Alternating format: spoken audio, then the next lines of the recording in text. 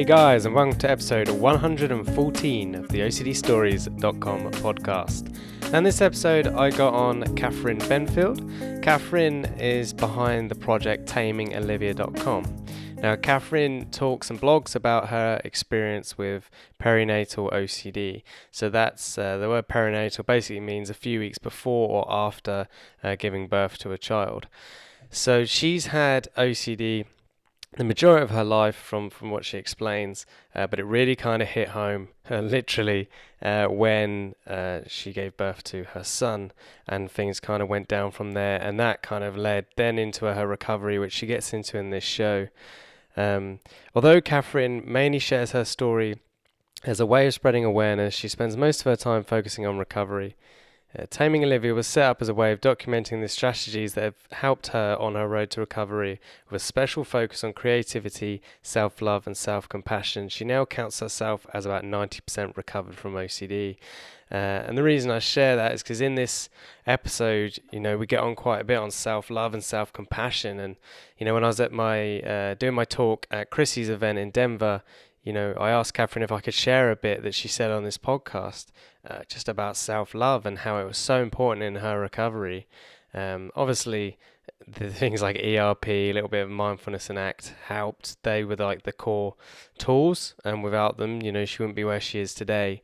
But she first needed to learn to love herself again, because she obviously going through the things she was thinking, she felt a lot of shame and just didn't really like herself. So she needed to learn to love herself first before, the strategies and science-based therapies could take effect. So I thought that was an interesting stance, and it really resonated with me. And if you're going through OCD, which I'm sure you are listening to this, I think you'll learn a lot and it'll be helpful. And also if, the OCD's latched on around the time of giving birth, or you have fears around having children because of OCD, I think this episode's really going to help you.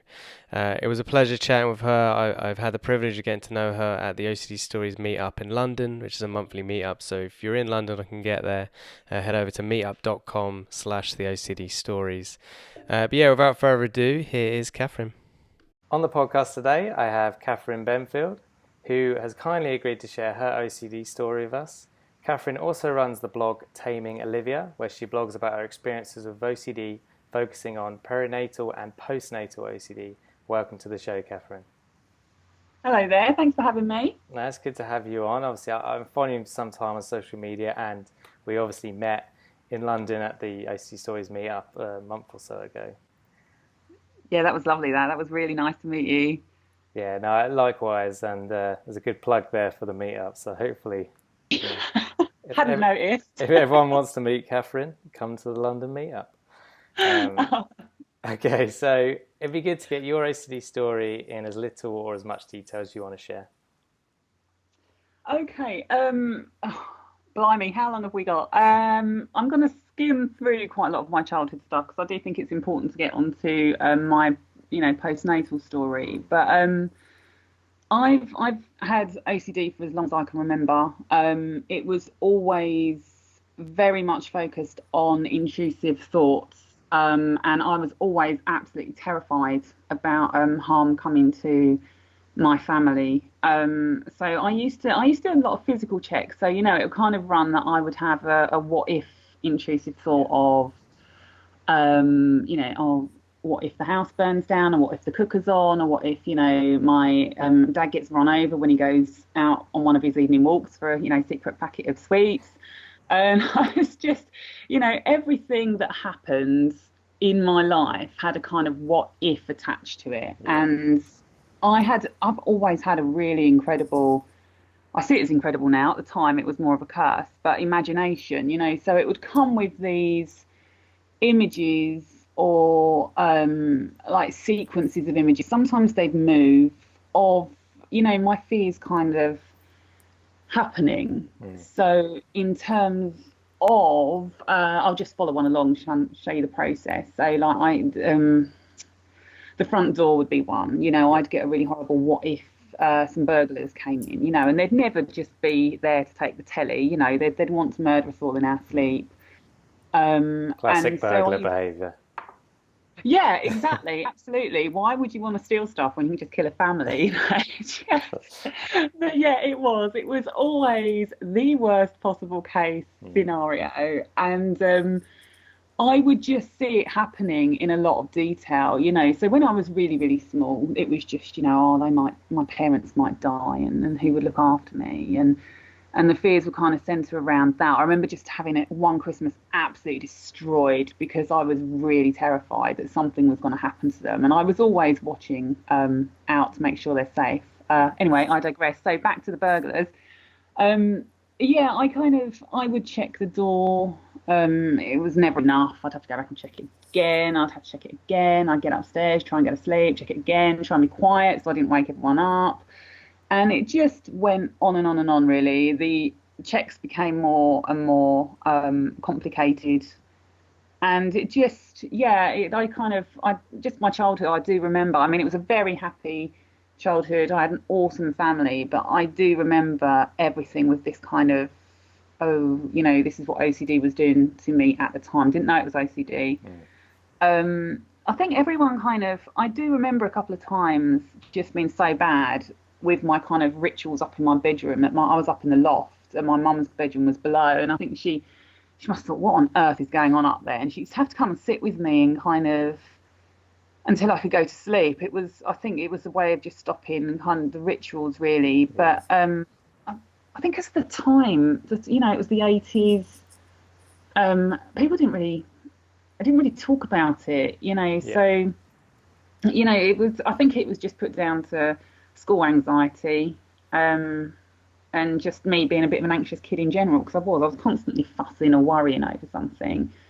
So yeah, that was kind of how it affected my childhood, and it came and it went a lot. So I think when I was concentrating on my GCSEs, when I was really distracted, it wasn't there at all. Same for my A levels, wasn't there at all.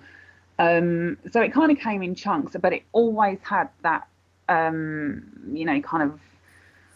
of theme. It was always, you've got to stop this harm, that's definitely going to happen to your family from happening. And yeah, it took hours and hours. And I it came and went. I remember going to my GP a few times and telling him a little bit about, how I felt, and I was offered medication, and I was too scared to take it. And then a few days later, or a few weeks later, I'd feel much better and be like, oh, thank goodness I didn't take that. I'm much better now. It's not a problem anymore. And then a couple of years later, I'd feel rough again. It's just kind of, at no point did I go, actually, this is the fifth time now of me feeling really awful in the past couple of years. Maybe I should do something about this. I kind of just always so glad when it passed that I didn't do anything, which is so daft now looking back.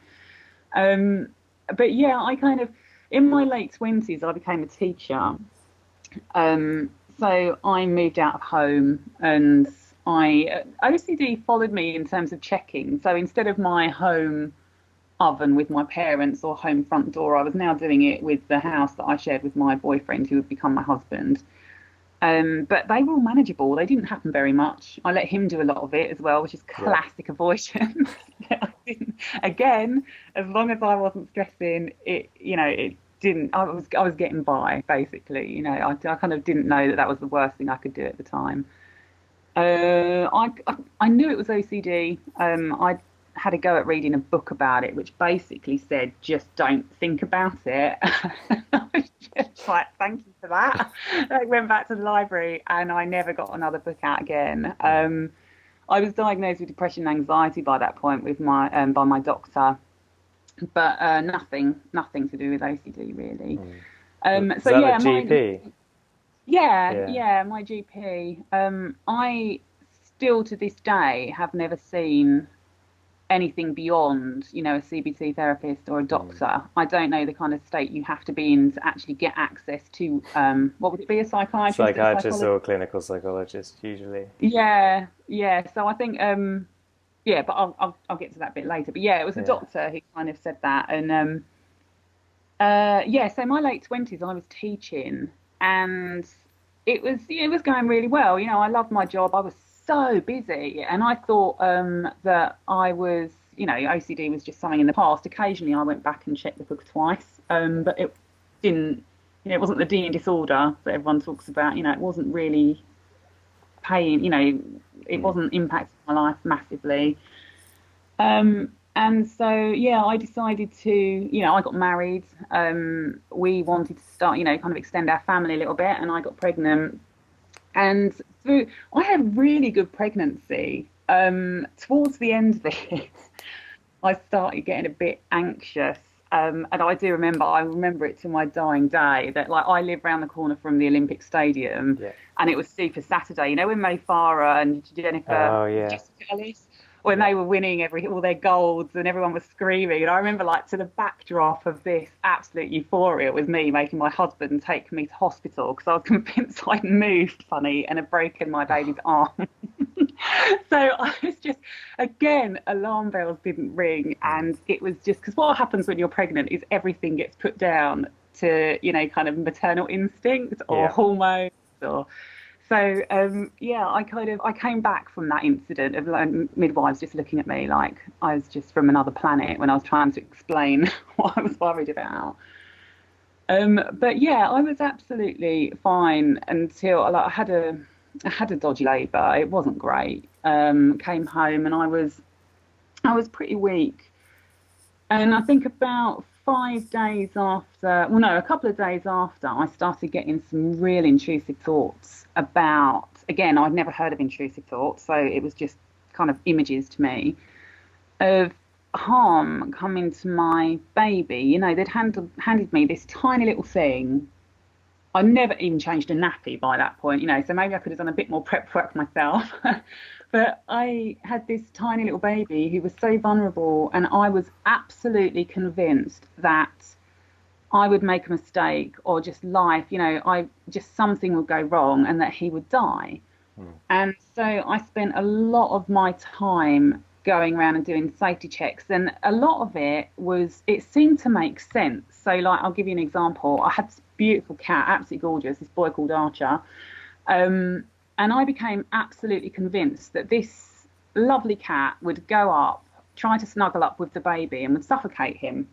Now, I know that there is a basis to that. It does kind of make sense not to have a cat near a brand new baby just because of allergies and, things like that. It's just a good idea not to have a baby asleep in the same room that a cat can access.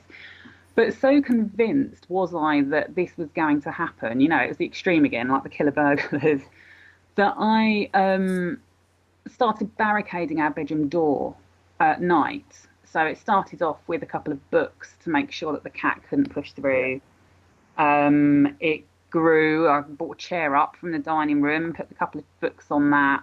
And as the nights went by, kind of chairs were added to it, the items got heavier, they got intertwined and kind of interlocked. This was all to stop one short-haired domestic tabby. He hadn't grown, and it just became this, at no point did it dawn on me that if there was a fire in the house, I would have no way of getting out of that room with my little one in time to get out of the house. As far as I was concerned, the threat was the cat, and I was dealing with it in the best way I can. And so that's just one example from start to finish of what I was doing. There were loads more. Really odd things that I'd started doing, like removing everything that I deemed toxic from the house. And I think it was about a week later, I was just really not very well at all. They'd missed a couple of things from labour, so I wasn't healing as well, and I was quite anemic, so very, very tired. But I remember just kind of sitting, and this might sound a bit shocking, for people who haven't heard this spoken about so bluntly, but I think it's important to get it out there. But I was sitting on the sofa, and I remember staring at like my mother-in-law who was cuddling my little boy. And I just had this really awful thought that I was going to, a what if thought of what if I just snatched him off of her and kind of whacked him against that wall. And I saw it, this imagination, I saw it in all its detail, and it was the most terrifying thing I've ever seen. And it kind of came with it a load of other images of things like, you know, the front page of the paper, kind of with the story on, the sensationalist story title of what I'd done. And I would see my family watching the news, you know, having lost their, you know, this new little baby, and their daughter had just lost it, you know. So, and it was awful. And it grew to the point where, like, I was so terrified that I would deliberately, this isn't an accident coming to him, I was terrified that I would deliberately hurt him or harm him or kill him. And it got to the point where I literally couldn't look at a single thing in the house without seeing a way that I could use it to harm him. And I haven't actually spoken about this before. It came out in the OCD Action newsletter this week. But again, it's another thing I think is really important to talk about, is that I actually experienced intrusive impulses as well. So just like, you know, you get the urge to jump in front of a train sometimes, or the urge to jump off of somewhere really high, that kind of really strange, fleeting impulse. I had this impulse to kind of like throw him. It took me completely by surprise. So whereas I now understand that everyone gets things like this, and I now understand that the majority of new parents, because they're all focused on their baby, would have an intrusive thought like this. And now that I've spoken to people about it, they're like, yes, hello, let me tell you this one, and we have a laugh about it. But at the time, it was absolutely horrendous. And so whereas before I thought harm thoughts were awful and I could just about cope, the impulses kind of, to me, counted as evidence that I was going to do it, that I wanted to, and that I was just a monster, really. And I very, very quickly, I mean, I didn't know that intrusive thoughts and impulses were part of OCD. I no longer knew that what I had was OCD. I kind of had an inkling that the chairs against the door to stop the cat in was OCD, but I didn't know that this was. And I thought I may have, you know, postpartum or postnatal psychosis, but I was too with it for that. I thought it may be depression. You know, there was nothing that I didn't know it existed, this side of OCD. So yeah, I very, very, very, very quickly went downhill. I wasn't functioning at all. I'd stopped sleeping initially to watch my baby breathe, to check that he was safe, but it was like maternal instinct just gone wild. And because I was convinced that it was me who was at risk, I put into place all these things to keep him safe. So I would only be on my own. No, actually, that's wrong. I wouldn't be on my own with him at all. And I would only be in the same room with him if my husband was in between us. You know, I'm not a small lady. I'm just shy of 6 foot, and I'm strong. And I had to make sure the only person who I kind of know in my life who is big enough and strong enough to stop me if I just lost it and went for him was in between us. That's how convinced I became that I was going to do it. And I mean, I should say that now people kind of say to me, you know, didn't you realise, you know, you're a teacher, you love children, everything about your life up to this point has been about, you know, trying to enrich future generations. And you know, it kind of, now I know, it made sense that it attached to that. It made sense that it attached to my little baby. You know, I do have OCD, so that's why I took those thoughts seriously. And also, I think it's really important to mention as well that you become quite irrational. You know, I wasn't delusional at all. I kind of knew, well, I hoped that I wouldn't do it, but I got to the point where I didn't know I definitely wouldn't. I was so bombarded with these horrible thoughts day in and day out that I just thought, well, blimey, maybe I will. Who does this? Who stacks these chairs up against the door like this? There's obviously something not right with me. You know, who has thoughts and impulses like this? And you know, it was nothing. Stu, seriously, it was not what I thought my first few weeks of motherhood was going to be like. So yeah, it was really, really rubbish. I rang my midwife, because East London, you know, you don't have just one midwife, you have a team. and they sent a mental health midwife round, and I tried telling them. I didn't tell them anything. I was like, oh, I just think I'm a bit depressed, I feel a bit rubbish. And I remember she kind of put her hands out, and she was a really lovely lady. She wasn't being horrible. I think she was actually trying to help me. And she said, look, I just need to let you know that if you tell me that you have postnatal depression, I'm gonna have to put little man on the at-risk register. And I remember I was like, you what? And then I styled it out. I was like, do you know what? I did get a few panic attacks during my my teacher's training year, and try to back out with it that way, because I was like the queen of faking it. I wasn't eating, I wasn't sleeping, but my goodness, would I have the energy to try and convince them not to start, safeguarding? It was terrifying. I'm really laughing now because I can't quite believe it happened. I can't believe it happened. But so yeah, I that did absolutely nothing other than confirming to me that I was dangerous. And that's where I think it sounds very dramatic, but I think that's kind of where the fight for my life really started. I wasn't capable of anything. I just sat on the sofa, just in a perpetual state of sheer terror. And I started to think about, kind of taking my own life as a way of just escaping, and also even when I was feeling better enough to know that I wouldn't do this, I could see what a drain I was having. I mean, there were bereavements and other things going on in my life as well, so I couldn't have every family member with me, but I could see what it was doing to my husband. He had this brand new baby and this wife who was just sitting rocking on the sofa. And I just thought, they don't need this. And I honestly went through a phase where I thought that they would be 100% better off without me. And I don't know what happened. Just like last minute, I decided to kind of go to the doctors, and I'm really glad I did. Went to my GP, stormed in. I was like, you have to take me away. I'm not safe. And it wasn't to hospital. It was, I wanted to go to prison. I wanted them to remove me from society because I wasn't safe. I'd said goodbye to my husband and my little boy. I'd kind of said, Mummy's got to go off and do something. And I thought that was over. And my chief, it's kind of my GP was like, Catherine, it's anxiety. I saw you the whole way through your 20s for this. And it's just come back. And I didn't believe him.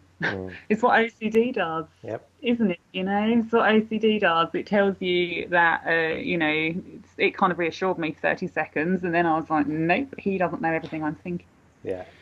So yeah, that's I'll just summarise the rest. That I basically spent the next 6 to 7 months just ricocheting. I spent a couple of months just really out of it at quite a high dose of medication. But I was very happy. Actually, are you getting onto your recovery now? Because am I right? Okay. No. What I mean was, I wasn't sure if you were getting on your recovery, because if you were, I wanted you to stop there so we could unpack some of the stuff you talked about before we kind of. It's kind of recovery, but there was a load of relapsing, so it's a bit of a grey area. All right, let's lump that into the recovery bit, because relapsing is absolutely part of it. I mean, firstly, thank you for being so open and sharing your story, because I know it's not easy to be so vulnerable and talk about these things, especially around. You're very Thank you, especially around like the safeguarding, and I completely agree. I think, sadly, safeguarding has to go to the extreme to where most of the cases they're flagging up are completely innocent, but sadly they have to do that to catch the couple cases that aren't innocent, and if they don't, they're going to miss them, which is frustrating for people like you who were no risk to their child. But yeah, it's kind of that. It's annoying, but in a way, it has to be annoying for it to be effective. I must say, I moan about that a lot, because the personal impact of me was huge because of that. But I would still absolutely say I'm glad it happened, because yes, they did make a mistake. But if it means that they're out there catching the times when it isn't, then I'm glad that's what they're doing, Yeah, absolutely. And I think you can't remember what you exactly said. This isn't to do with safeguarding now, but you said something about kind of who has these thoughts. And and ironically, millions of people. I know, right? And not just from the study that came out that said 95% of the population has intrusive thoughts. The difference between them and us is our stick. But just, people with OCD alone, there's millions of people around the world right now with OCD that have these weird sort of thoughts. So it is normal, because it's normal for millions of people, but that doesn't make it easier. And I think what you're doing by sharing your story with your blog, Taming Olivia, and being so open, yes, it's hard and tough and makes you vulnerable and scared. But, if someone hears that, a few 100,000 people hear that message, it's no longer weird for them to come out and say, I had a thought that I would stab my baby or throw it against a wall or something equally like that, because someone else is going to go, oh, it sounds like OCD. Whereas if people don't speak up and someone hears that, they're going to be like, what's wrong with you? I respect you for opening up, because you're allowing OCD to become normal in the public eye. Oh, yeah, no, this idea that the brain is just like, it's evolved to just do all this really random stuff, is brilliant. I quite enjoy it, because we do lots of really random awesome stuff as well with it. It's the thought that talking about the not so great side, and I'm so used to doing it now, and I just love it. I talk about it to parents on the way home from the school run, certain elements, and you can almost see the relief on people who don't have OCD, talking about these kind of secret taboo thoughts that people have. Everyone seems quite relieved to find out they're not the only ones having them. So yeah, the more we can talk about it, that's awesome. Well, absolutely, I agree. And I don't have the theme homosexual OCD, but occasionally I will get an intrusive thought of me lunging forward and kissing another man, and I have no urge to do that, and I'm not anxious about it, but the thought pops into my head. So but obviously most guys would never ever say that. No, totally. Do you know, I walked down the stairs behind my mum once and had this urge, like this kind of very strange impulse for a second to kick her the rest of the way down. And it didn't hit me at all. I was like, that is weird. And I even told her about it. I was like, you know what, you're lucky you made it to the bottom there, love. It was so normal it was normal. But these ones that to do with Will are just like, oh my goodness, they were terrifying. So it wasn't every intrusive thought. It was just the ones that, my condition decided to attach to. Yeah, you kind of couldn't shake. A quick question. So with your husband, when you were progressively putting more and more things against the door to keep the cat out, at what point did he kind of say, what's going on here? He was utterly torn between making me feel worse by making me feel bad about it. Yeah. He also, and I must say this, I hid a ton from it. I mean, I've been practicing hiding the stuff that I do for a very long time. I'm an expert at it. So, I'd kind of make up a reason why another chair had to go upstairs. And because he wasn't sleeping initially in the same room with us, because we had to kind of try and take it in turns so that one of us got a decent night's sleep away from the baby. So he was at a space completely, we're in a flat. So he was totally the other side of the house. Like a masonette. I was upstairs with the baby, and I did it quietly. I worked out a way of trying to encourage him not to come up to the bedroom, because it woke us up when it was so that he didn't, kind of see what I'd done behind the door. So there was quite an element of me hiding things from him. And also, we mustn't forget, he was exhausted. Yeah, he didn't know what day it was himself, so he did try to encourage me to go to the doctor, and he did try, making me look through my maternity book, which was, there's no point, because there was absolutely nothing in it about intrusive thoughts. But he did everything he could. But again, I've got to hold my hand up. I manipulated my way out of any help he tried to give me, really. Okay, so there's a question that's come up for me now, is that I do get questions from people to ask the various guests sometimes around, how can I get my child to go to therapy? They don't want to go. How do I get my loved one or partner? So in that case, like you said, you no matter how hard he tried, you kind of didn't want to do it or go. What could he have done, do you think, that would have made it better or more likely for you to go seek help in hindsight? Obviously not criticising him, just trying to look for ways to help others going forward.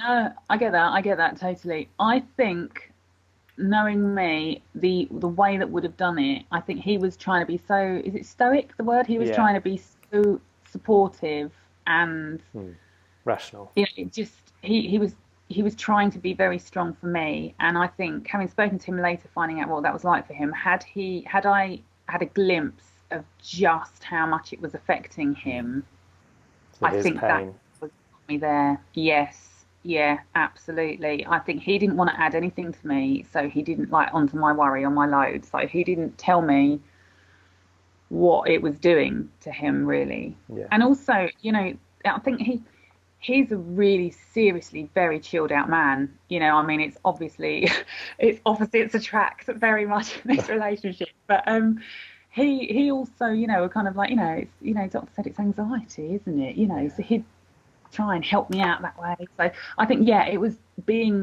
if he was very honest with how awful he was finding the whole of it, I think I would have forced myself to go. Yeah. But then our situation is a little bit different because both of us were terrified of child protection. Oh, of course, yeah. That adds an extra element. Yeah.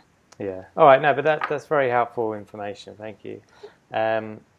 Okay, so one other thing that actually came up for me before we kind of get onto recovery is that it's ironic to me that, I don't know this about OCD obviously, but we do these things like block the door to keep the cat out. But as you said, actually you were putting yourself in more danger in your child, because if there was a fire, you'd almost be screwed. Yeah. And it's like, if we think we hit someone in our car and we keep going back and forth down a road, we're probably increasing our chances of having a car crash, because we're not truly focusing on the road. We're focusing back and forth on this one area, turning around, doing U-turns. So in a way, we're putting ourselves in more danger. And I could do it on every type of obsession or compulsion, but I don't want to trigger people or make them feel guilty. No, that's fair too.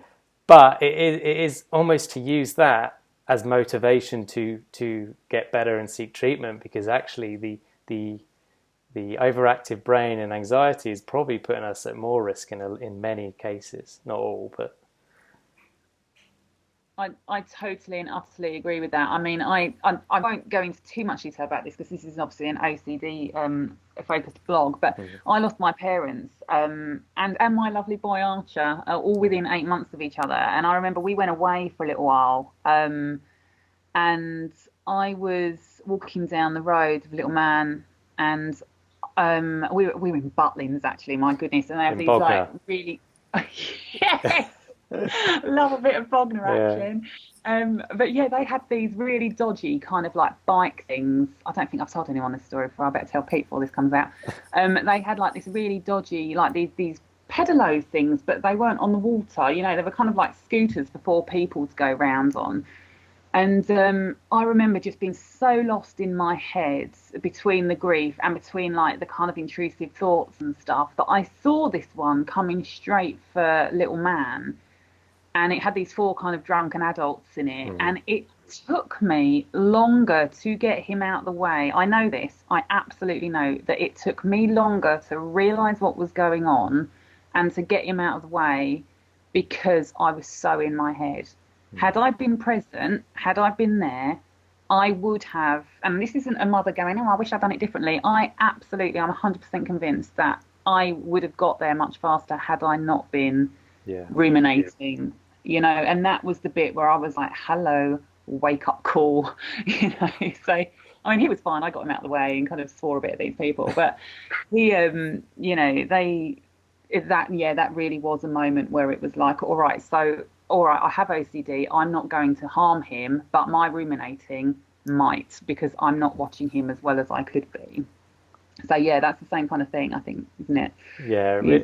Yeah, really, really good illustration there, and that's not, be giving these examples not to make anyone feel bad. It's just to kind of use it as another kick up the arse to do something and really start. Oh, it's incentive, isn't it? It's incentive. Absolutely. It's that thing that makes you go, all right, then let's go and nail this.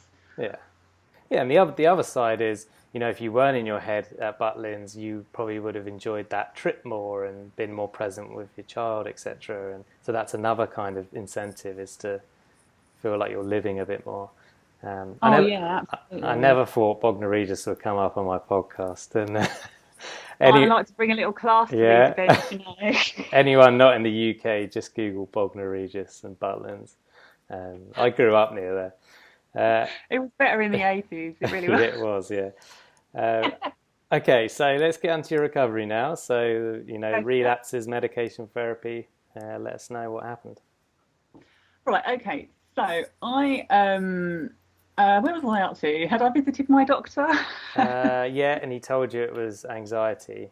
Oh Um, yes, there you go. yeah. Right. Okay. So yeah, I came away and I had medication. I had citalopram, which worked very well for me Mm, actually. I good. know it hasn't for a lot of people. And I also got given diazepam because I think I reached the point where the only thing that would, just help was knocking me out for a while. Mm, Had to kind of rebuild. And so, yeah, that happened. I started eating again. I started sleeping again. I good. started to actually, I kept having the thoughts, but I didn't feel any kind of reaction to them. But what I did feel was quite numb. I'm actually still on medication now, and Mm, I don't feel that numbness. So I don't want people to kind of assume that's me being down on, medication. yeah. But at the start, it took me a long time to get used to being on them. I'm very sensitive to them. So I do remember about a month of just kind of being a zombie, Mm, but it was a zombie that could spend time with, her baby without her bodyguard, the bodyguard needing to be in between the pair of them. But yeah, I still struggle to do anything. To go for a walk around the block with him in the pram, go anywhere near a bridge, anywhere near a train station. These mm, kind of thoughts, impulses would just be huge. And every time I tried to come off the medication, it just all came back again. And I do remember one night just like bawling my eyes out to my husband because I had to go back on my medication again. I felt like the biggest failure ever. But I hadn't done any form of recovery work other than take a tablet. I still hadn't been diagnosed with OCD. So I was just kind of just a bit of a walking mess. And I think because I could now do things that mothers could do, mm, I kind of told myself that it was all right, that no more work was needed. His mum was reasonably normal. At least I wasn't, at least I wasn't not sleeping anymore, and I wasn't kind of thinking about ending my life. And that, kind of I had a very low bar of what was all right. And yeah, so every time I kept trying to come off, it just didn't work. I put in one night into Google. It was like, mothers in fear of harming their child, and that's when a few OCD articles popped up because I'd expected to see like a load of prisoner profiles come up on the screen, and it wasn't. It was OCD, and I just couldn't believe it. And I just kind of spent 2 days in just this state of absolute euphoria. That yes, I have OCD. I'm not a child killing monster. I actually have a condition. This is fabulous. That again didn't last very long because OCD convinced yeah. me actually I'd kind of just it didn't count. I was Mm, different from all the others. I actually wanted to do it. So I kind of yo-yoed on and off medication for a while. Really, really wanted to have another baby, and that obviously wasn't a very good idea for me at the time. That will kind of give you an indication of how, I suppose, not sensible my thinking was at the time, even considering that. And then, yeah, eventually I went to my doctor and I was like, there's got to be something else. There's got to be something else. This medication just alone isn't enough. yeah. Um, and he told me about IAPT, Yeah. it's part of the North East London Trust, which is outstanding, actually. It's amazing. I'm very lucky to live where I do, because I know sadly not everyone has that. But I went to CBT, this absolutely incredible therapist who I'm going to write to soon and let her know everything she's helped me do here with Taming Olivia. But I still walked into there thinking that when I told her the nature of my thoughts, she'd kind of hold my gaze, smile, Yeah. press a big alarm under her desk, and in would come people just like to kind of take me away. I was absolutely convinced that was what was going to happen. And it didn't. So thankfully, I went through 20 weeks of very intensive therapy. I had to learn how to challenge my thoughts. I had to learn how to I just basically relearn every thinking style that I had. You know, we used to joke because every time she gave me a questionnaire, I would get 100%, but 100% was what you didn't want. You know, I was like, do I get a gold star again today? It was always the stuff that, you know, that you shouldn't really be doing. And yeah, so I worked so hard. I did my homework all the time. I was in such a state that I couldn't even touch exposure for a while. I had to work on, you know, kind of digging myself out of this depression that I'd got into. I was having panic attacks the whole way through as well. So I had to learn about, you know, the biology of panic, and it was just fascinating stuff. It was fascinating. It absolutely changed my life. It was absolutely incredible. And I gradually built up to exposure.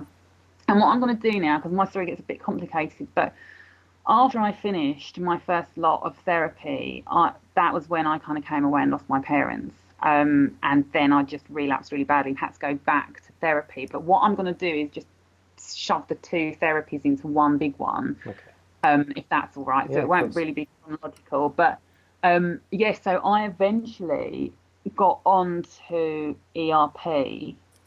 And the stuff I had to do, my goodness, I had to stand holding a knife in like a kind of stab position. I mean, knives had left in my house. They had to gradually come back in, and I had to make dinner, you know, and then like kind of hold my knife in a really strange, like I was going to go for someone kind of position when I talk to people. It's unbelievable. I can't, I shouldn't laugh. I'm sorry, but I just can't help it. It was absolutely horrendous. And I had to force myself to stand on the side of railway tracks with my son in my hands. I had to force myself to stand on the side of busy main roads. There's a lot of them around where I live, you know, and bring on thoughts of throwing him under buses as they went past. I had to, there were words that frightened me. So things like stab, slit, slice absolutely terrified me, and I had to sit there saying, you know, drown, drown, drown, drown, drown. I'm going to kill my baby. I want to kill my baby. That's all I want to do in this life. And it was intense. And it was around that time when, you know, Boaty McBoatface came out. Do you remember when there was that song? Stab face, Slicey McSliceface. So anything I could do to just take the power away from that word, you know, those words, it changed everything. It absolutely changed everything. I very, very quickly, whilst working insanely hard, I just went back. I was back to as close to normal, or what I thought a normal mother should be, pretty quickly, for a while. And then I kind of dipped again, because I was learning all the strategies. There was just something about the way I viewed me, you know, somewhere about the way that I felt about myself that, you know, kind of wasn't right. And I went back and that's when I went back to therapy, and I did a lot of self-compassion work. Yeah, nice. And a lot of, that was central to everything. I mean, I'll talk about that later, but I see it as in, like, if my recovery was building a wall, and the bricks were things like, you know, the CBT activities and the ERP and, you know, eating well and dieting and getting enough sleep, not dieting, sorry, having a healthy diet and getting enough sleep. The foundations of that wall and the cement between those bricks has been my work on self-compassion, my self-esteem, learning. Go into that now if you want. That's a good opportunity. In therapy, I was so awful to myself. My therapist was like, honestly, where has this come from? And I just like, it's come from 6 months of thinking I'm a monster who wants to kill my baby. You know, it doesn't leave you feeling great about yourself. And I had to write a compassionate letter to myself. And something happened during that activity where I just felt the floodgates open, and I felt so sad for me, you know, and what the condition had done. And I had to keep a positivity journal, so that every single night I had to write down things that I'd done and all the positive things that said about me. You know, that was how bad I felt about myself. And gradually over time it became natural. So, I had to make sure it didn't become a compulsion. I had to make sure that I wasn't doing it as a safety behaviour, kind of, oh, look at me, I'm so marvellous, and going out doing things deliberately just so that I could write them in my book. So I had to kind of be sensible about it. But I had to build myself up from nothing, absolutely nothing. I learned how to look at myself in the mirror. I learned how to make eye contact with people. And that has changed my life. It's almost like putting a filter on a pair of glasses that I wear. I protect myself and my health now. I've learned to say no. It has been the center of everything. My inner narrator was constantly like, what on earth are you thinking about that for? How daft. And now it's like, do you know what? If you make a mistake, it's just a mistake. You didn't mean it. And it's allowed me to do so much. If I hadn't worked on my self-esteem, there's no way we'd be talking now. There's no way I'd have come to that meetup. I mean, I'm not saying that I didn't feel nervous about those things beforehand. No, I did. But I felt confident enough in my ability to handle it, to be able to say yes to those things, to do those things, and it has changed everything, that work. I would talk about it forever, really, so I should stop. But yeah, it's been essential to absolutely everything. Learning to love me, as cringy as it sounds, has been the thing that just changed everything and allowed me to access every other thing that I've ever done. I exercise now. I eat well. I make sure I drink enough water. Don't always do it. I mess up quite a bit. Yeah. But I do like a good night's sleep. So all of those things have come from this, of me trying to work on looking after me and keeping me well. Yeah, that's, I mean, good for you. That's a really self-compassion in theory and in reality is actually so simple, but yet as humans we don't do it for one another. And I think I put a post out today. Obviously, by the time people listening to this, it would be like a month in the past. But I put a post out about learning to love ourselves, and we have to learn to love ourselves as part of recovery and part of life, and we should do that before we love anyone else. The cliche of putting the oxygen mask on yourself on an aeroplane first. It's the same with compassion. You're human. You're going to make mistakes. You're going to have bad thoughts, and that's okay. And it's just about learning to love yourself and saying, I'm trying, and that's good enough. Oh, yeah, that's a perfect analogy, actually. I hadn't thought of that. I will think of that in future. That's absolutely right. I think if you know that you're going to, knowing that I used to beat myself up about stuff stopped me doing it. I'd be like, what if I messed up? Because I'd really beat myself up about it. But I feel that I can take part in things now, because if it just doesn't work out, then it just doesn't work out. Absolutely. And it's also allows you to write. It allows you to be creative. It allows you to express your views and stuff. Because if if you know that actually you're coming from a place where you're trying to help people, then you don't mind making mistakes. You can kind of embrace that failure. Absolutely. Yeah, true. And also because it's not about you anymore. In a weird way, like when you focus on others, like the work you're doing, like you said, you can make mistakes because you've taken away that kind of, what's the word? When I say ego, I don't mean in like an arrogant way, but ego in the term of like the self, and you're just focusing on others, and that gives you permission to be human.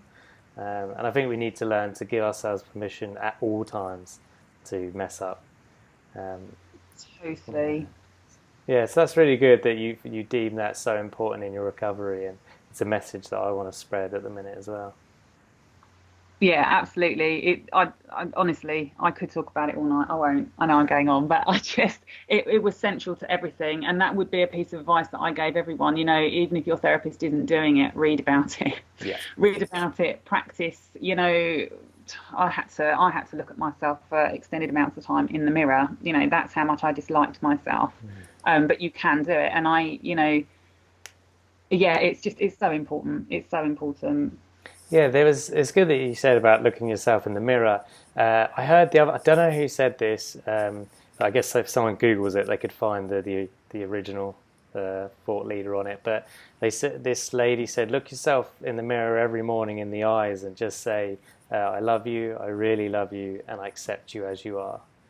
And I think if everyone did that every morning, they would soon feel a lot better about themselves. I think that's amazing. Yeah. That really does sound amazing. I've started doing it. It's very hard because at first you're like, this feels really cheesy. It feels weird that I'm saying this. But I know if I stick with it, I'm sure I'll feel really good. Do you find as well sometimes, like, the kind of the British stereotype gets in the way as well? Oh, Sometimes, yeah, absolutely. sometimes I'm like, my mum and dad would be in hysterics if they could see me do this. My family think I'm really weird anyway now, so that's kind of. I think Do you know what? they've We're given super up on me. weird. Being normal is boring. Yeah, absolutely. And whenever I get those thoughts, like you said, and I think everyone gets them, but I think it is definitely a British thing, kind of not to do anything weird or a bit out there. When I get that thought of, I just kind of egg it on. Good, I hope people see me and I hope they think I'm weird or crazy or insane or whatever it is. Yeah. Just lean into it. Oh, brilliant. All right, so yeah, I mean, so thank you so much for going into the recovery, and it's good to see such a holistic approach you took, and it's good to hear the medication worked for you, and that it's still useful today. So I have a couple listener questions now. Go for it. So the first one, well, it's more of a statement, but the question is kind of just any advice for this situation. So recovery is about living a life in spite of OCD, but I worry about having to sacrifice having a family to keep OCD at bay. What would you say to that person? Oh, I'm only taking a while to think about that because Yeah, it's, cool. I want to make sure I get the answer right. I totally understand where this person's coming from because actually I'm contemplating not having a second and I know it's avoidance, but I also know how desperately poorly I got, and a lot of me just wants to go, woohoo, I've got little man, somehow he came out unscathed, and I want to focus on him and not rocking the boat. But what I would say is I had the experience I did because I didn't know that I could get that kind of OCD. I think if you know that you have the condition already, you're almost in a position of power. So you get every piece of advice you can. You talk to, Maternal OCD are a wonderful charity who are attached to OCD Action, and there's of course OCD UK. You get as much advice as you possibly can before you make that decision, because I think there will be some people who are living their lives because they've just, because they've decided not to do it, and there are others who've gone down that road and it's been absolutely fine. So I think I obviously can't say whether to do it or not, but it would be, just arm yourself with as much information as you possibly can. And if you know that there's a possibility that, 2 weeks after you're going to think, oh, I'm going to chuck the baby here, there, anywhere, you know immediately that that's OCD, and you go off and you get help. So you learn everything you can about it. There's no guarantees it won't happen, but then again, if you can handle it, if you've got things that have worked for you in the past and you make sure that they're in place, I think that's absolutely the best thing you can do. Just make sure you arm yourself. Absolutely, that's good advice. And I've had therapists on the show before say never let OCD stop you doing anything, and that's simple to say, but obviously, if you want a kid and not having a kid, then that's obviously avoidance, and that's going to make the OCD worse. So the thing you're afraid of will get worse by not having the kid, potentially. I don't want to say that's a guarantee, but it is avoidance, and we know that, the more we run from fear, the bigger fear gets. Yeah. And yeah, I'm guessing some of those people, although I respect their opinion, have never tried to parent with severe OCD. There is absolutely. that as well. Yeah, I mean, I don't know the context of this question because it could be like this person has contamination theme, in which case they're worried about just generally managing while they're having a kid. But then again, it could equally be that they're worried about having the similar thoughts that you had. I'd never had them. I'd never had them until I had a baby. It jumps around, it morphs, true. so you can't quite tell just what you've had before. Yeah. Will stay the same. Yeah, but I agree with you. Like, you're in a position of power now to think, okay, I want a kid. I'm X age. I want it by then, let's say. It gives me a couple years. Let me just go hammer to the wall, if that's the saying, nail to the wall, I don't know what it is, and just go all out, trying to recover, doing everything, reading every single book there is on Amazon, including the OCD Stories book, and going to every clinician you can afford, or if you're in the UK, obviously it's free. Obviously it's a wait list, but it's free. Take every medication the psychiatrist recommends, obviously within the limits. Just do everything possible. Go to every support group. I'm running out of ideas here, but I know there's a million things as long as you kind of stay open and keep questioning and keep searching. And then when you've exhausted every single resource this world has to offer, then worry about not being able to have a kid because of OCD. But if you haven't consumed every single thing on this earth, then do that first. And also, we were talking about this at the meetup, I remember, the idea that because you know that there's this kind of condition there, you've gone out and you've done more work than a person without OCD. So actually, not only are you going into that prepared, you're going into that way more prepared than other people who don't have OCD. You're going to know what to look out for. You're going to know what works for you. As opposed to someone who's just randomly decided to, have a baby and maybe it hits them afterwards, or maybe it doesn't. But you're in a much stronger position to look after your mental health and your emotional well-being, the more kind of tools you've got to your belt. Absolutely, that's a really good point. And you can put strategies in place. If you think, okay, I have OCD now and it might get worse and it may latch onto the baby itself, then, let close family know how they can support you if that happens. Have your GP or your psychiatrist, whoever, at standby, so to speak, that say, hey, this may get worse. What do I do in that case? What numbers do I call? What email? Have the support systems in place, as a worst case. But at least then you're going in knowing that if shit hits the fan, excuse the expression, you've got a safety net. No, absolutely. Absolutely. And I mean, I am answering this coming from someone who was desperately ill as a result, and we're all individuals, we've got to make the best choices for us, and I obviously can't use names, but I am very aware of people who did make the decision to have a second child, and or third or fourth, whatever, the one after the onset, every effort was made to keep them well, and they had amazing pregnancies. They knew what was going on the whole way through. So I wouldn't let it stop you, but I would absolutely make sure that I was tooled up first. Absolutely, yeah. Good point. Okay, so next listener question is they've put some practical ways to manage OCDs to aim for normal routines, including healthy eating and regular sleep, not sheep, as you mentioned there. And then they put, obviously, when dealing with a newborn, these 2 points can be difficult to achieve for a mother with OCD. Does Catherine have any practical suggestions to assist with that? So I thought this was a good, really practical question.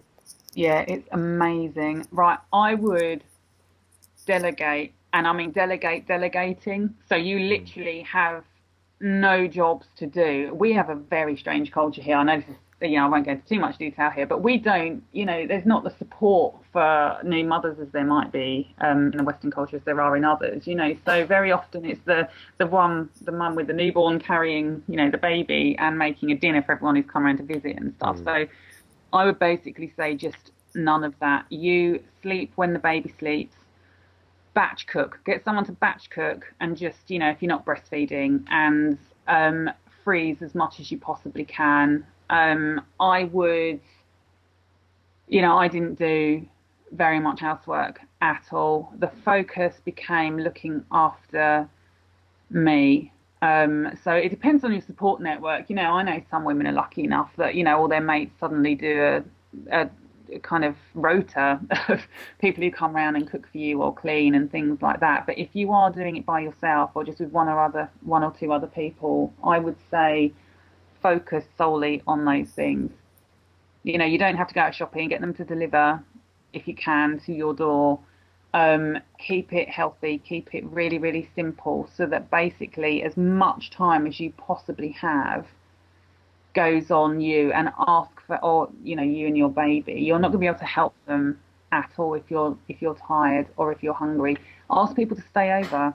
Ask people to get up in the night with the baby.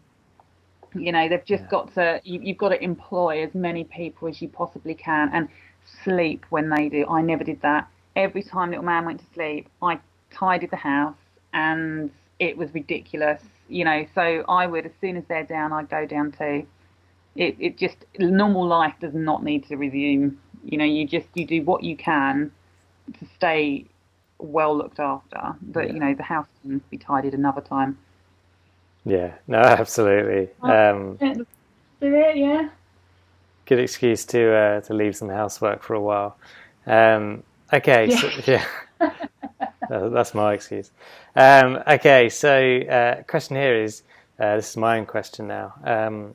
Was there kind of a roadblock? I'm sure there were many, but anyone in particular in your recovery, and how did you overcome that kind of roadblock or obstacle? I think the biggest one was what I was saying about, you know, the kind of self-esteem element, Yeah. and you know, that kind of dealt with. But a lot of it kind of goes into, actually, it's going to be the introduction of Olivia. You know, I just could not, despite what I did, I could not completely get my head around the fact that actually it wasn't me. I just wasn't this really horrendous person. I understood I had OCD, but you know, it kind of it wore me down so much that it was almost like tattooed on in my brain. This thought that what if, you know, and I tried externalizing it, just giving it a name and stuff like that. It just didn't work. And it was a strategy that just worked really nicely. It wasn't a safety behaviour. It wasn't a compulsion. I'm really visual. I've got very vivid imagination, and that's where kind of decided to use that to help me. And actually, that kind of concept of externalizing the condition got me over a huge roadblock, because it didn't matter how much better I was still feeling, you know, I was feeling, I still just could not get rid of that, you know, kind of knock that I just actually was this really horrible person. So that externalizing it worked for me. Okay. And I know there's not a load of, you know, evidence-based studies on it and stuff like that, but it was something that just worked for me, and that made such a massive difference. Actually, I've come on leaps and bounds since kind of that externalization, and really I don't need it at all anymore. It just helped at the time. But yeah, it was that I had to kind of go off road. Everything that I was reading in books just didn't quite nail that one bit, and I thought, what do I know about me? I know that, you know, I'm good at imagining stuff. So let's see if I can use this to help me. And it worked, thankfully. Yeah, no, that's really good. You know, I'm all for evidence-based treatments, and absolutely ERP is that, and that's why it's the gold standard. And other other research that proves various things in recovery. But you made a valid point there about you did what worked for you, and I think that's part of successful recovery. Is each one of us on this earth are individuals with individual brain chemistries, individual support systems, lifestyles, upbringings. All of that makes us unique, and we need to figure out, along with, you know, things like ERP and potentially medication, we need to then tailor it to ourselves and think, how can we make this work for us? And that was a good example. So tell us a bit more about Taming Olivia, kind of what you're doing with the blog, your hopes, dreams, wishes, etc. I'm a bit worried about answering this, because every time I say something comes true and I get really scared. So yeah, right. Taming Olivia. Olivia was a little concept that just came to me. I told you, it got me over a hurdle, and it was all part of my self-esteem work that I thought, do you know what? I think I told someone. I didn't go very close to forums. I found them really triggering. But I kind of told someone, woman, and she was just like, oh my goodness, I'd love that. Because what was happening is a lot of people were telling, you know, kind of children to imagine these characters that were bullies, and I just found it absolutely horrifying, the thought that these kids were living with OCD and, you know, sharing their bedrooms and their lives with these horrible things harassing them, like these evil witches all the time. And I just thought, oh my goodness. And I thought, you know what, I'm just going to put Olivia out there. It'll probably come to nothing. And I wrote a couple of, you know, not in a negative way, but just in a kind of I didn't know where I really wanted it to go. I just hoped that maybe someone who had been in a position that I'd been in had, it just might help someone. I just hoped, and it grew. It got really incredible feedback, mainly, I must say, from the States. There were a lot of really awesome letters or emails that I started getting from people. And I wanted it to be very much focused on recovery. I didn't want it to be, I was prepared to talk about my past in terms of letting people know just how bad that had got, but then I still managed to overcome it. So every blog that I wrote became, me talking about the strategies that I'd used. I've just finished one actually on self-esteem. And I mean, the blog has had like a 6 month just, kind of down period. Poor old Olivia. But she actually, no, that's a good thing, isn't it? Yeah. I'm a bit too busy. But yeah, no, I've spent the past 6 months kind of sharing my story. So it started off just being, I had bad OCD. I was triggered a lot after having my son. So then including the harm thoughts, so then including the harm impulses. So it's kind of got two bits at the moment. There's this kind of advocacy side of, bringing attention to perinatal, postnatal OCD and harm intrusive thoughts as well. You don't have to just have a baby to have these kind of thoughts. And then there's the Olivia side of things. It's kind of taken on a life of its own. It really is. Sometimes I wake up in a cold sweat, just like, what have you done? But then most of the time, I'm like, this is absolutely incredible. I hope to keep writing, so I want to get my story out there. I know I'm not the kind of person who wants to travel the country constantly reliving my past. I work very hard to get past that. And whilst I'd like it out there to help people, I don't necessarily want it to be me that has to keep telling it. Yeah. So that's out there, and then I'm going to focus on Olivia more. And she's not actually really a concept that I use anymore. I totally understand. She did a job while she was there, but I like the artistic element of it. I do it with my husband. It's great to have a bit of a laugh doing the artwork and stuff, So it allows me to kind of explore my creative side. I should explain to people that I don't actually think that I kind of spend my days with Olivia. I know that the thoughts, feelings, everything are me. It's just a way of kind of visualising it. I was in an interview, and the journalist kind of said to me, "And how is Olivia today?" And I found myself just looking at the floor next to me, and to try and think to answer the question. I was like, I'd just like to make it very clear, I'm not asking her. Want her to think that I imagine myself wandering around with this kind of creature around me all the time. It's just a visualization, and having her drawn allows other people to kind of see it. So yeah, I'm just going to carry on blogging with that. I would like to, given my kind of educational background, I would like to maybe try and work with some people, some children, like get some resources made that might help kids explore feelings and things like that. So yeah, it's watch this space really. I didn't ever think it would get this. I never thought I'd be talking to you, Stu. I didn't think I'd ever have, kind of the numbers of, kind of the charity kind of leaders in my phone that I talk to about stuff, So I find it very hard to predict where it's going to go, because it's kind of gone much further than I ever thought it would anyway. But yeah, recovery strategies, talking about recovery and how possible it is. That's what I'm going to do. Absolutely. Well, yeah, like you said, it's, you just started that because you were being creative and you wanted to help some people if they were willing to listen.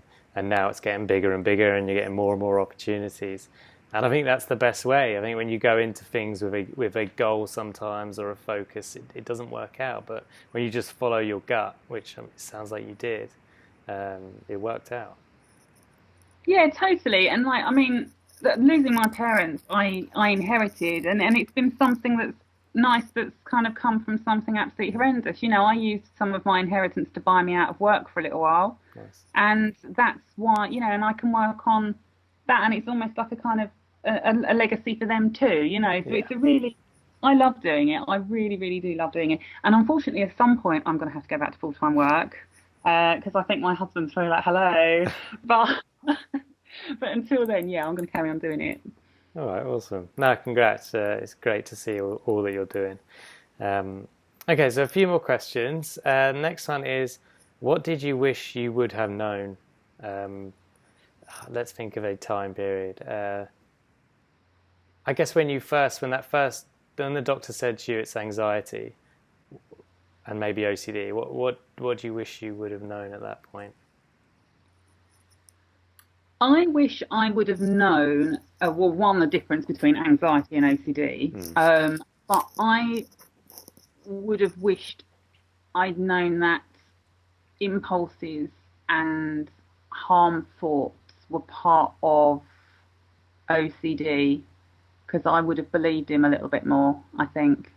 It was that I didn't know. When he yeah, told me it was anxiety, I just thought, I'm not checking the front door. It's not that. So I wish I had a bit more of an understanding, or that I'd been well enough to actually come away and read a bit about it. That's what. yeah. But yeah, Okay. that's it. Yeah, no, that's good to hear.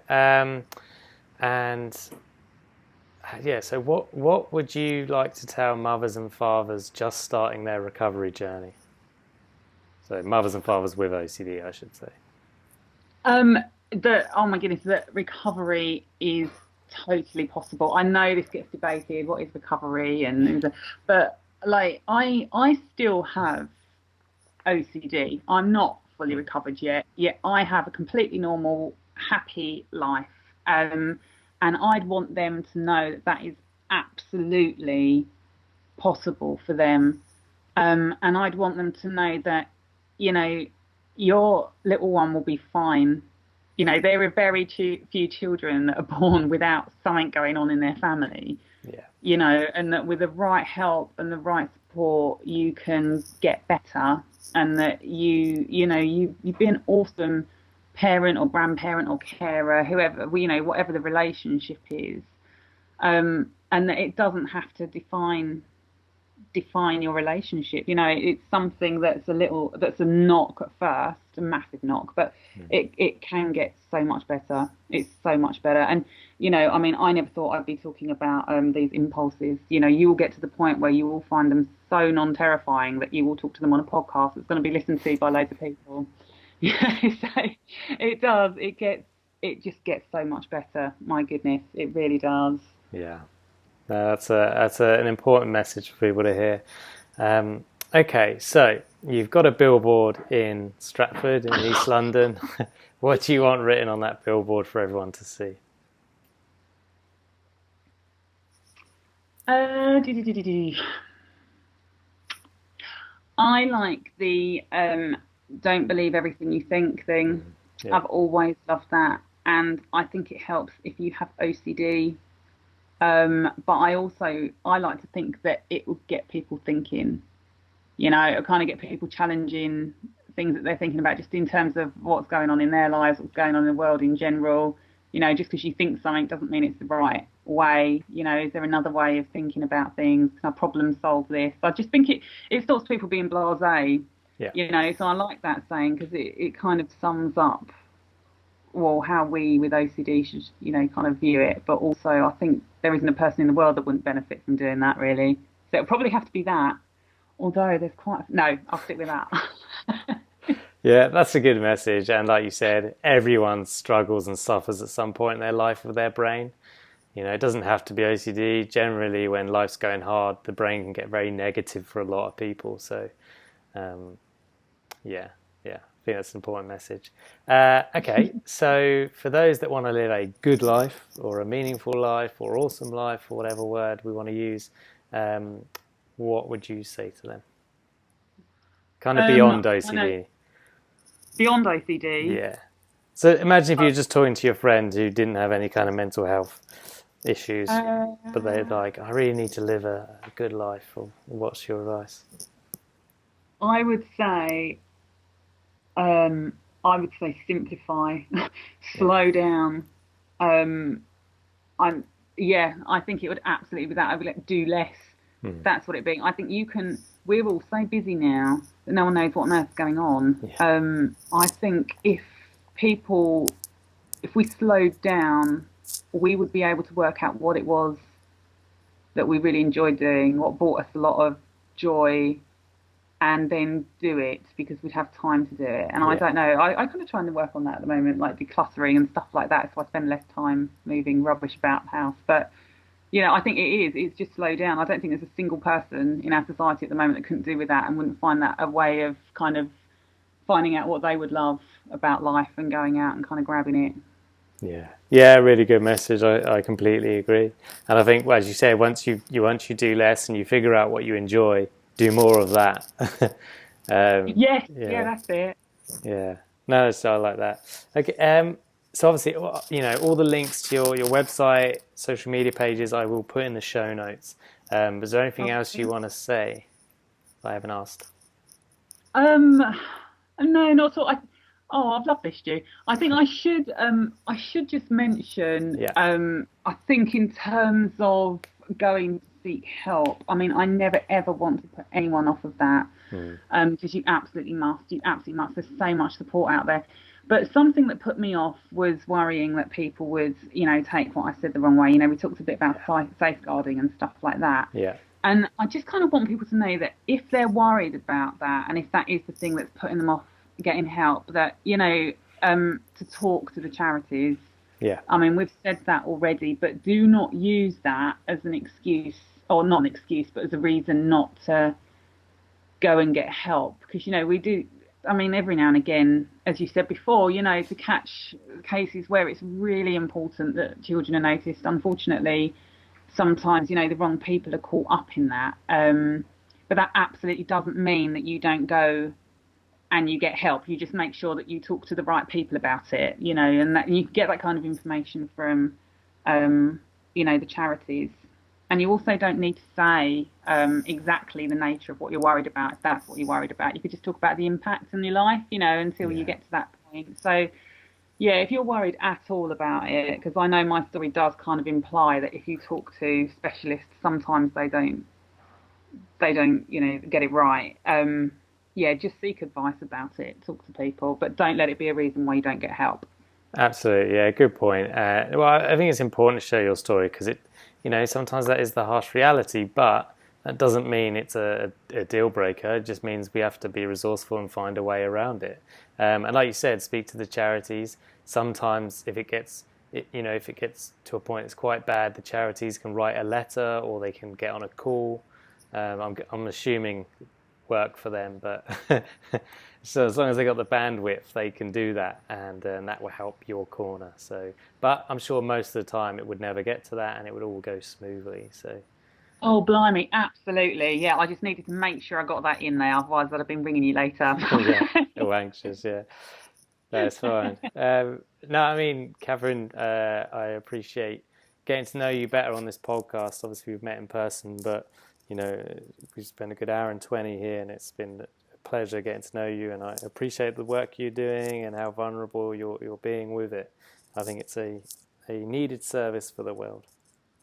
Oh, thank you very much. And I do actually owe you a massive thank you, because when I was seriously poorly and everything I read triggered me, you were my safe person and place and website so that I could go and read about it. I mean, you didn't know I existed. I never liked anything. I never commented on anything. But you helped me more than you'll ever know when I was at my absolute worst. So I owe you a massive thank you for that. No, that means the world. I appreciate it. Oh. And everyone listening, don't be like Catherine. Make sure you like everything. Hey, look, I'm sharing everything now. I'm trying to make up for lost time. No, I appreciate it. So there you have it. That's the end of the episode. And don't forget, we now have a premium membership. So if you want more than the 4 episodes I do a month, you can now get exclusive content each month via our member site, which is patreon.com/the-OCD Stories. That's patreon.com/the-OCD Stories, although you'll be able to find links on the website. And a quick disclaimer, this podcast is not therapy. It is not a replacement for therapy, nor should it be. Please seek treatment from a trained professional. Have a good week, and I will speak to you soon.